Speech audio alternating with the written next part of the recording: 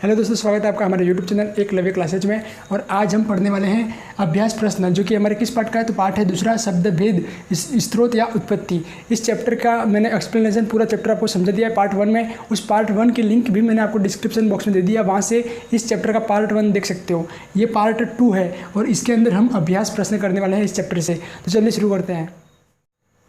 हमारा सबसे पहला प्रश्न है, उत्पत्ति के आधार पर शब्द कितने प्रकार के होते हैं? और यहाँ पर आपके ऑप्शन है, पहला है ए 4, बी है 5, सी 6 और डी है 7। तो आपको बताना है कि उत्पत्ति के आधार पर शब्द कितने प्रकार के होते हैं। उत्पत्ति के आधार पर शब्द कितने प्रकार के होते हैं? 4 प्रकार के। मैंने आपको समझा था, देखो उत्पत्ति के आधार पर शब्द कितने प्रकार के होते हैं। उत्पत्ति, ठीक है ना। उत्पत्ति के आधार शब्द कितने प्रकार के थे? 4 प्रकार के। कौन कौन से 4 प्रकार कौन से थे? पहला था हमारा तत्सम, दूसरा तद्भव, ये मैंने आपको पार्ट 1 जो है हमारा उसमें समझा दिया है। तीसरा है हमारा देशज और चौथा है विदेशज। तो ये 4 प्रकार होते हैं उत्पत्ति या स्रोत के आधार पर। किसके? शब्द के। शब्द के 4 प्रकार कौन से हैं? ये 4 प्रकार, तत्सम, तद्भव, देशज और विदेशज। तो ये मैंने आपको पार्ट 1 में, इस चैप्टर के पार्ट 1 में समझा दिया है। आप वहाँ से और अच्छे से समझ सकते हो। अब बढ़ते हैं अगले प्रश्न की ओर। हमारा दूसरा प्रश्न है, तत्सम शब्द है। आपके ऑप्शन है ए देशज शब्द, बी अपभ्रंश, सी है संस्कृत शब्द और डी है विदेशज शब्द। तो आपको बताना है कि तत्सम शब्द कौन से शब्द कहलाते हैं। तो इस प्रश्न का सही जवाब हो जाएगा सी, यानी कि संस्कृत शब्द। तत्सम शब्द क्या होता है? संस्कृत के वे शब्द जो हुबहू हिंदी भाषा में प्रयोग किए जाते हों, जो मूल रूप से संस्कृत के शब्द है लेकिन उनका हिंदी में प्रयोग हुबहू होता हो, वे कहलाते हैं हमारे तत्सम शब्द। अब बढ़ते हैं अगले प्रश्न की ओर। हमारा तीसरा प्रश्न है, जिनका हिंदी में आकर रूप परिवर्तित हो गया है वे शब्द हैं। तो यहाँ पे आपके ऑप्शन से ए तद्भव, बी तत्सम, सी देशज, डी है विदेशज। आपको बताना है कि वे शब्द जो हिंदी में आकर उनका रूप परिवर्तित हो गया है वे क्या कहलाएंगे। तो इस प्रश्न का सही जवाब हो जाएगा ए तद्भव। देखिए, मैंने आपको समझाया था कि वे शब्द जो पहले संस्कृत के थे, ठीक है ना, संस्कृत के थे और संस्कृत से वो किस में आए? संस्कृत से वो आ गए हैं हिंदी में, ठीक है ना। तो हिंदी में आते आते उनका रूप पूरी तरह से बदल गया हो तो वे क्या कहलाते हैं? तद्भव शब्द। क्या कहलाएंगे? तद्भव।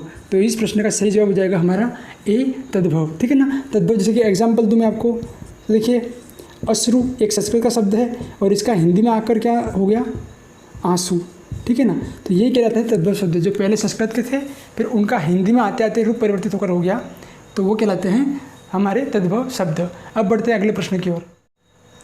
अब हम बढ़ते हैं प्रश्न संख्या 4 से 8 की ओर। 4, 5, 6, 7, 8 इनको हम एक साथ करेंगे। और इन सभी प्रश्न में 4 से 8 प्रश्न हैं, इनमें आपसे पूछा गया है कि कौन सा तत्सम शब्द है। आपको इन सभी प्रश्नों में ये बताना है कि तत्सम शब्द कौन सा है। चौथा प्रश्न जिसमें आपको बताना है तत्सम शब्द कौन सा है। आपके ऑप्शन है ताप, दूध, कुष्ठ, पत्ता। तो आपको बताना है कि तत्सम शब्द कौन सा है। देख लीजिए, ताप, दूध, उसके बाद है कुष्ठ और पत्ता। तो चौथे का सही उत्तर हो जाएगा सी, यानी कि कुष्ठ। तो इसमें क्या सही जवाब होगा? कुष्ठ जो होगा वो हमारा सही जवाब है। कुष्ठ क्या है? एक तत्सम शब्द है। तत्सम यानी कि जो संस्कृत के समान है, मूल रूप से संस्कृत का शब्द है और उसका हम हिंदी में प्रयोग करते हैं। आगे पाँचवा प्रश्न में आपके ऑप्शन है, पहला ऑप्शन है नाक, दूसरा नक्र, पड़ोस, नैन। तो इसमें तत्सम शब्द कौन सा है वो आपको बताना है। तो इस 5वें प्रश्न का सही जवाब हो जाएगा बी, यानी कि नक्र। नक्र क्या है? एक तत्सम शब्द है जो संस्कृत का शब्द है और जिसका हिंदी में भी हुबहू प्रयोग होता है, इसलिए नक्र को क्या कहेंगे हम? एक तत्सम शब्द। अब आगे बढ़ते हैं छठे प्रश्न की ओर। छठा प्रश्न है, इसमें आपके ऑप्शन, इसमें भी आपको बताना है तत्सम शब्द कौन सा है, ठीक है ना। आपके ऑप्शन है कर्पूर, चोंच, आँख और लास्ट है पत्ता। इन चारों में से तत्सम शब्द कौन सा है? तो इस प्रश्न का सही जवाब जो है छठे का पहला, यानी कि कर्पूर। कर्पूर क्या है? एक तत्सम शब्द है जो हुबहू जिसका प्रयोग हम हिंदी में करते हैं, तो इसलिए कर्पूर क्या हो गया? एक तत्सम शब्द।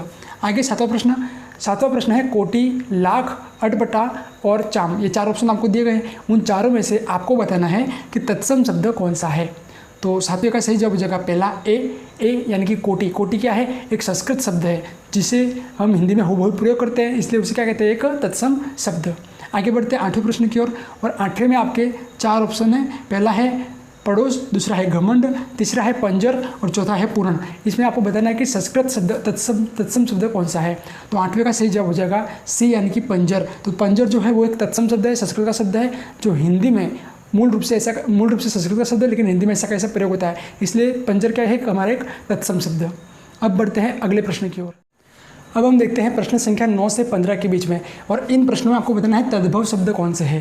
प्रश्न संख्या 9 से लगा के 15 तक सभी में आपको यही बताना है कि तद्भव शब्द कौन से है। अब देखते हैं हम नवा प्रश्न। आपका नवा प्रश्न है चित्र, और चित्र का आपको बताना है तद्भव शब्द कौन सा है। मूल रूप से मूल शब्द है हमारा चित्र, और चित्र का तद्भव यानी कि तद्भव क्या होते हैं, जो पहले संस्कृत में है, संस्कृत से आते आते उनका हिंदी में आते आते रूप परिवर्तित हो गया हो, तो वे कहलाते हैं हमारे तद्भव शब्द। तो आपको बताना है कि चित्र का तद्भव कौन सा है। आपके ऑप्शन से ए चेत, बी चत्र, सी चेत, डी है चित्र। तो इसका सही जवाब हो जाएगा पहला चेत। क्या हो जाएगा, चेत। तो चित्र का तद्भव हो जाएगा चेत। आगे बढ़ते हैं 10वें प्रश्न की ओर। 10वें प्रश्न में भी आपको बताना है तद्भव शब्द कौन सा है। शुष्क का, शुष्क शब्द आपको दिया गया है, उसका बताना है तद्भव। देखिए पहला है आपके ऑप्शन है शुष्क का, पहला ऑप्शन है ए सुख, दूसरा सुख, और सी है सुखा, और डी है शुष्क। तो इसमें आपको बताना है कि शुष्क जो शब्द है उसका तद्भव शब्द क्या हो जाएगा। इसका सही जवाब हो जाएगा 10वें का सी यानी कि सुखा। अब बढ़ते हैं 11वें प्रश्न की ओर। आपके यहाँ पे पूछा गया सूत्र, और सूत्र का पूछा गया है कि तद्भव शब्द कौन सा है। तो सूत्र का तद्भव आपको बताना है। आपके ऑप्शन से सूत्र, बी है शत्रु, और सी है सूत्र, और डी है सूत। तो इसका सही जवाब क्या हो जाएगा वो आपको बताना है। तो 11वें का जो सूत्र शब्द है उसका तद्भव रूप होता है सूत, यानी कि इसका सही जवाब हो जाएगा ऑप्शन डी सूत। ठीक है, आगे बढ़ते हैं 12 प्रश्न। 12 प्रश्न है हस्त। आपको बताना है कि हस्त का तद्भव रूप क्या होगा, और आपके ऑप्शन है ए हस्ती, बी है हाथी, सी हाथी, और डी है हाथ। तो इसका सही जवाब क्या हो जाएगा, तो 12वें का सही जवाब हो जाएगा हस्त। हस्त का तद्भव होता है हाथ, तो 12वें का सही उत्तर हो जाएगा डी यानी कि हाथ। 13वां प्रश्न है हरिद्रा। हरिद्रा शब्द इसका तद्भव रूप क्या होगा, हरिद्रा का तद्भव क्या होगा। तो आपके ऑप्शन है ए हरिद्र, बी हल्दी, सी है हरिद्रा, और डी है हलद। तो आपको बताना है कि हरिद्रा शब्द का तद्भव क्या हो जाएगा। तो उसका सही जवाब हो जाएगा बी यानी कि हल्दी। ठीक है, अब बढ़ते आगे हमारा 14 प्रश्न, और 14 प्रश्न है सर्प। सर्प आपको पता होगा, सर्प के आपको तद्भव रूप बताना है। आपके ऑप्शन से ए सपेरा, बी है सांप, सी है सर्प, और डी है भुजंग। तो भुजंग। तो आपको बताना है कि सर्प का तद्भव क्या हो गया है। सर्प एक संस्कृत शब्द है, उसका हिंदी में आते आते रूप परिवर्तित होकर क्या हो चुका है। तो ये तो आपको आता होगा, इसलिए ये प्रश्न मैं आपके लिए छोड़ता हूँ। ठीक है ना, इसका जवाब आपको देना है कि सर्प का हिंदी में क्या अर्थ होता है। आगे बढ़ते हैं 15 प्रश्न की ओर। 15वां प्रश्न है श्वास शब्द। श्वास है, श्वास का आपको बताना है तद्भव रूप।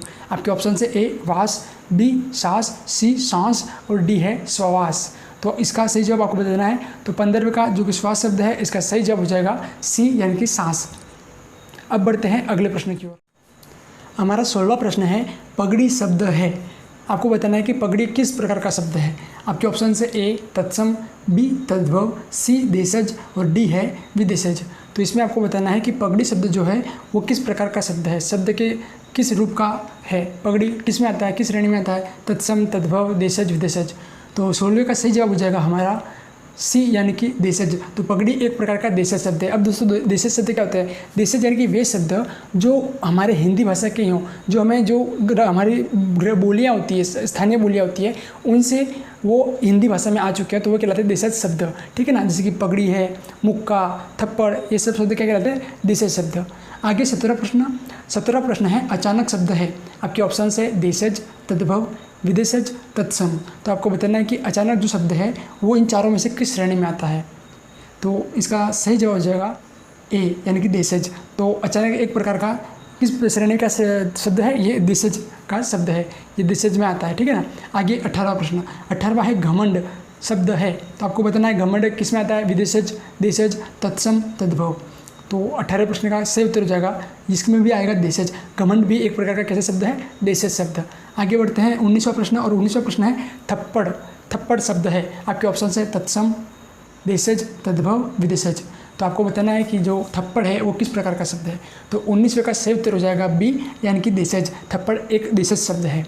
आगे बढ़ते हैं 20वें प्रश्न की ओर, और 20वां प्रश्न भी चप्पल शब्द है। आपके ऑप्शन है विदेशज, तत्सम, देशज, तद्भव। तो चप्पल शब्द किस में आएगा, तो चप्पल भी एक प्रकार का देशज शब्द है, यानी कि इसका सही जवाब होगा ऑप्शन सी देशज।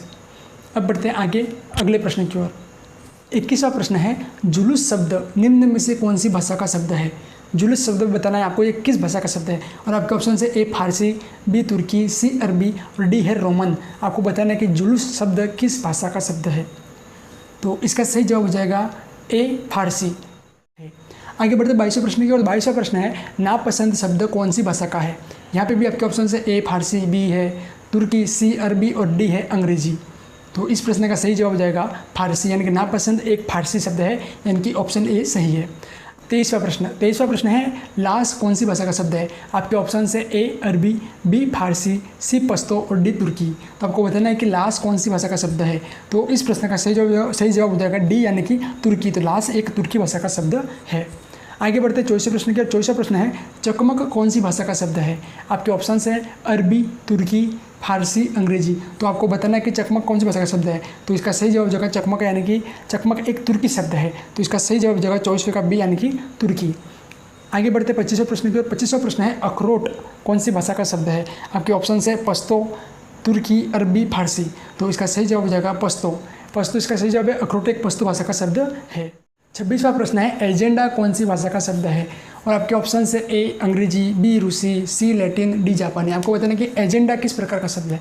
तो एजेंडा किस भाषा का शब्द है, तो इसका सही उत्तर हो जाएगा डी, सी यानी कि लैटिन। एजेंडा एक लैटिन भाषा का शब्द है। आगे बढ़ते हैं। आगे 27वां प्रश्न है तुरुप शब्द किस भाषा का है। आपके ऑप्शन है अंग्रेजी, लैटिन, डच और तुर्की। तो इसका सही जवाब हो जाएगा 27वें का सही जवाब होगा हमारा तुरुप एक डच भाषा का शब्द है। तो इसका सही जवाब होगा सी, यानी कि डच। आगे बढ़ते हैं 28वें प्रश्न की ओर। 28वां प्रश्न है रिक्शा है। तो रिक्शा किस भाषा का शब्द है। आपके ऑप्शन है लैटिन, जापानी, रोमन शब्द या फिर अफ्रीकी शब्द। तो जो रिक्शा है वो इसका सही जवाब होगा बी, यानी कि जापानी। रिक्शा एक जापानी शब्द है। आगे है चाय किस भाषा का शब्द है। आपकी यह चाय किस भाषा से संबंधित है। आपके ऑप्शन है ए चीनी, बी लैटिन, सी है पुर्तगाली और डी है अरबी। आपको बताना है कि चाय किस भाषा का शब्द है या किस भाषा से संबंधित है। तो इसका सही जवाब हो जाएगा ए, यानी कि चीनी। चाय चीनी भाषा से संबंधित है। आगे बढ़ते 30वें प्रश्न की ओर। 30वां प्रश्न आपके गोताखोर शब्द है। आपको बताना है कि गोताखोर शब्द किससे संबंधित है, किस श्रेणी में आएगा। तद्भव, तत्सम, विदेशज या संकर। तो इसका सही जवाब हो जाएगा डी, यानी कि संकर। तो गोताखोर एक तत्सम संकर शब्द है। तो इसी के साथ हमारे इस चैप्टर के 330 प्रश्न कंप्लीट हो गए। उम्मीद करता हूँ आपको 30 में से आपने भी कमेंट करके अच्छे जवाब दिए होंगे, सही जवाब दिए होंगे। फिर भी अगर आपको लगता हो कि आपके कुछ प्रश्न गलत हुए तो वीडियो को दोबारा देखिए, दोबारा दोहरान कीजिए, ताकि आपको ये प्रश्न जितने भी है 330 प्रश्न याद हो जाए। तो दोस्तों मैंने ये दूसरा भाग था हमारा इस चैप्टर का। पहले चैप्टर में मैंने आपको ये चैप्टर समझाया था शब्द भेद, स्रोत या उत्पत्ति। ये चैप्टर मैंने अच्छे से समझाया था पार्ट 1, जिसकी लिंक मैंने डिस्क्रिप्शन बॉक्स में आपको दे दिया। आप वहाँ जाकर इसको देख सकते हैं। और ये है भाग 2, जिसमें हमने अभ्यास प्रश्न पढ़े हैं। तो इसमें मैंने 30 प्रश्न सॉल्व करवाए और उम्मीद करता हूँ आपको 330 प्रश्न अच्छे से समझ में आए होंगे और आपने भी सॉल्व किए होंगे, कमेंट किए होंगे। तो दोस्तों अगर आपको ये वीडियो अच्छा लगा हो तो प्लीज़ इस वीडियो को लाइक कीजिए, शेयर कीजिए। और ऐसे और वीडियो आपको चैप्टर 3, चैप्टर 4 सभी चैप्टर की लिंक मैंने डिस्क्रिप्शन बॉक्स में दे दी है। आप वहाँ से जाके उन चैप्टर्स को भी देख सकते हो। तो दोस्तों वीडियो देखने के लिए आप सभी का बहुत बहुत धन्यवाद।